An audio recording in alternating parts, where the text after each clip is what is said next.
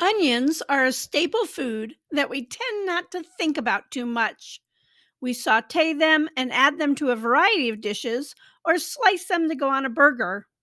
If you have not eaten homegrown onions, you are in for a treat. So don't start crying. I'm going to share with you all the tips and tricks for growing great onions. Onions come in a variety of sizes, colors, and shapes, each one with its own purpose. Green onions are great for cutting up in salads. I like evergreen and deep purple for green onions. Green onions typically take only 60 to 65 days to reach maturity. Yellow onions are your standard cooking onion and are pretty versatile.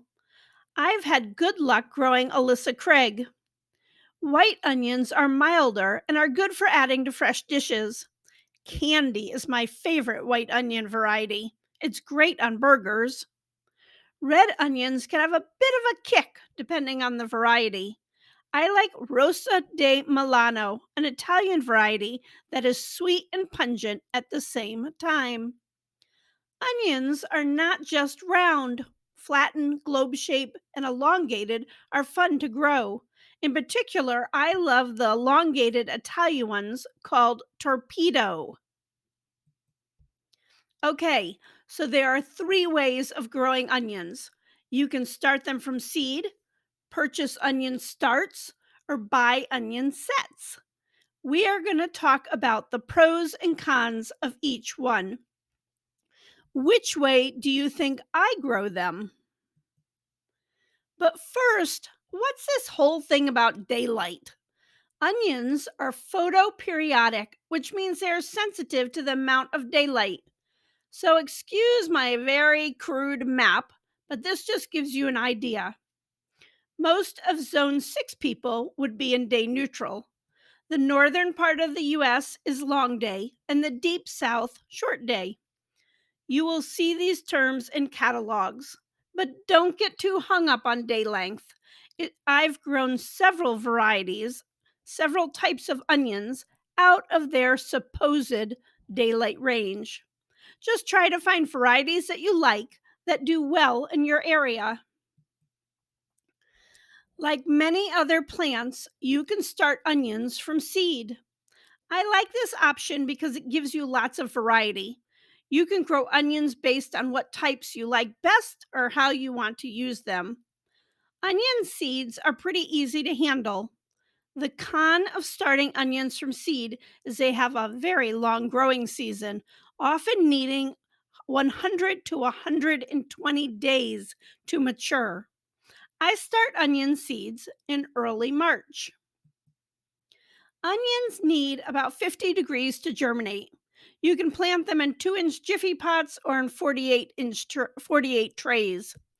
Onions need full sun and well draining soil. They don't like wet feet. I like to start onions in a seed tray and then just use a spoon to gently get them out when I'm transplanting them. Onions are heavy feeders, so whichever way you plant them, you will want to work in a couple of inches of compost in your soil or container mix. The second way to grow onions is to buy plant starts that look like this. Less variety choice is available and they are more expensive than seeds, but the plus is that you get a jump on the season. Space transplants 4 to 5 inches apart and rows 12 to 18 inches apart. Water them in well. The third option is sets. Onion sets are immature onions that were grown the previous year and then stopped. When you plant them, they begin to grow again. The pro is this is an easy peasy method.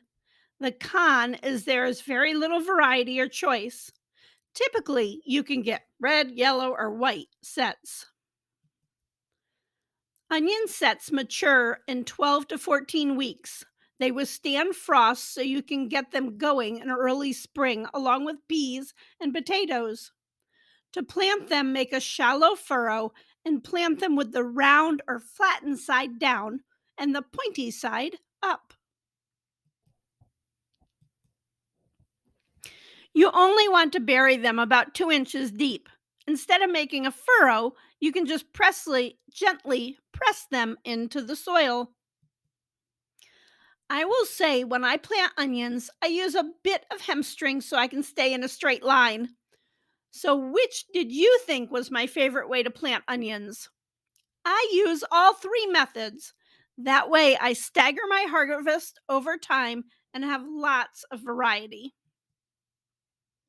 Weeds can easily take over the onion patch, so be vigilant. Onions do like a nice straw mulch to keep down weeds and keep in moisture. Onions are heavy feeders. I like to foliar feed onions with fish emulsion. I will put a link to my favorite brands in the description. I fertilize every 2 weeks during the growing season and then pare back when they start making larger bulbs. Onions are pretty hardy and easy plants to grow. However, there is one nemesis, at least in my Zone 6 garden, which was onion fly larvae. The fly lays their eggs in the stems, and the larvae hatch, and well, you know what happens next. The flies are attracted to breaks in the stem or leaves, so try not to accidentally knock over or bend stems. Onions do well in greenhouses or under row covers. This can really extend the season. Onions make great companion plants and will protect their plant friends from pests. One plant that does not like to be around onions is green beans. Are you an urban gardener? Onions make great container plants. You can push the spacing together and harvest every other onion as a green onion.